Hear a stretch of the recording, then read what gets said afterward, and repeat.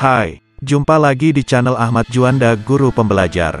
Pada kesempatan kali ini kami akan memaparkan tentang tes potensi skolastik, TPS. Apa saja materinya dan jenis soalnya, namun sebelumnya, mohon kiranya berkenan untuk subscribe dan like di channel ini. Dan bagi yang telah subscribe kami mengucapkan banyak terima kasih atas dukungannya. Sahabat guru pembelajar, TPS adalah tes yang mengukur kemampuan kognitif. Kemampuan kognitif sendiri mencakup penalaran umum dan kemampuan pemahaman. Adapun jenis-jenis soal TPS adalah 1. Penalaran umum 2. Pengetahuan kuantitatif 3. Pengetahuan dan pemahaman umum 4. Memahami bacaan dan menulis. Sahabat guru pembelajar, ada 3 jenis soal TPS penalaran umum, yaitu 1.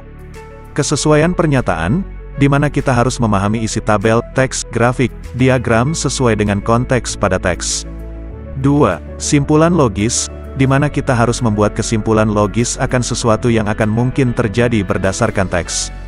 3. Penalaran analitik, di mana kita harus menganalisis dan menjawab soal berdasar pada data yang telah disediakan. Ada 4 jenis soal TPS pengetahuan kuantitatif, yaitu 1. Pilihan ganda untuk soal logika dasar atau matematika level dasar. 2. Pertanyaan dengan informasi pilihan. 1, 2, 3, dan 4. 3. Pertanyaan dengan 2 informasi, di mana kita harus menganalisis informasi, analisis kecukupan data, yang dibutuhkan untuk menjawab pertanyaan.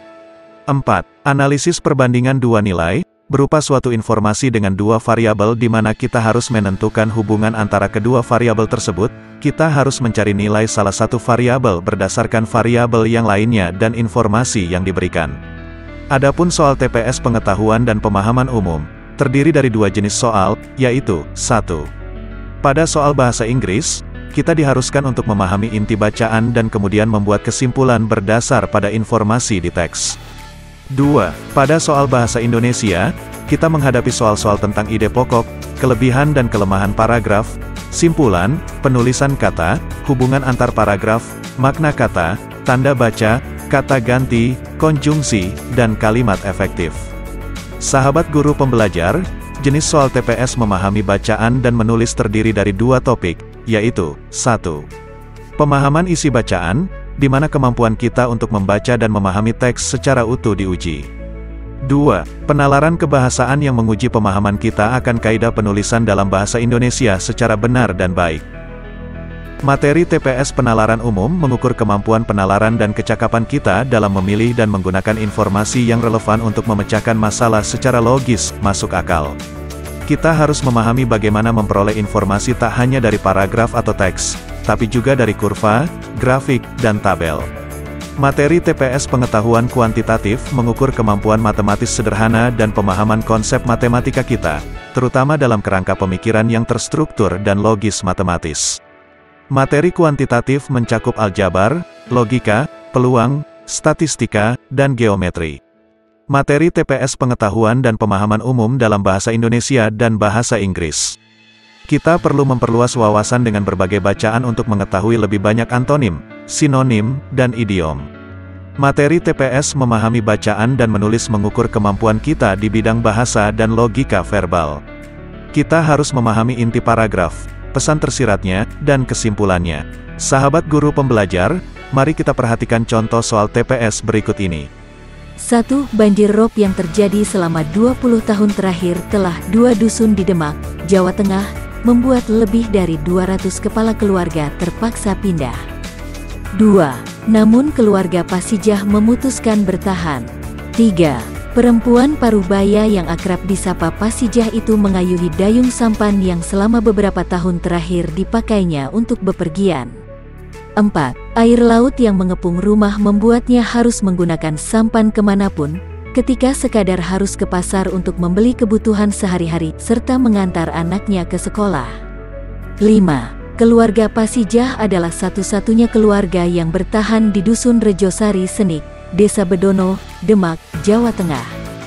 Judul yang paling tepat untuk melengkapi tulisan tersebut adalah A. Banjir rob yang berimbas terhadap kehidupan masyarakat. B. Efek banjir rob terhadap lingkungan. C. Suka dan duka di tengah musibah. D. Kisah keluarga yang bertahan sendirian di tengah desa yang tenggelam. E. Keluarga yang tenggelam karena banjir. Pembahasan. Ide pokok teks tersebut terdapat dalam kalimat pertama yang membahas tentang dampak bencana banjir. Berikutnya teks membahas tentang kondisi keluarga Pasijah yang tetap bertahan meskipun keadaan rumah yang hampir tenggelam. Jadi, judul yang paling sesuai dari penggalan bacaan tersebut adalah kisah keluarga yang bertahan sendirian di tengah desa yang tenggelam. Sahabat guru pembelajar, sekarang mari kita berlatih soal-soal tes potensi skolastik khususnya materi pemahaman bacaan.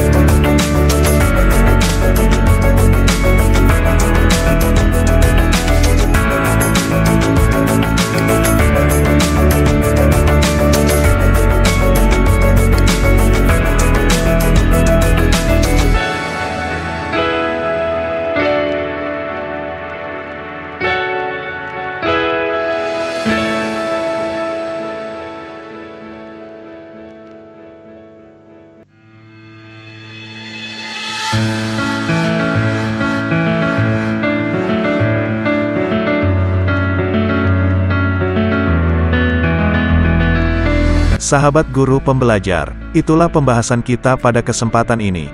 Apabila ada yang ingin didiskusikan, silakan tulis di kolom komentar. Jangan lupa like dan subscribe. Assalamualaikum warahmatullahi wabarakatuh.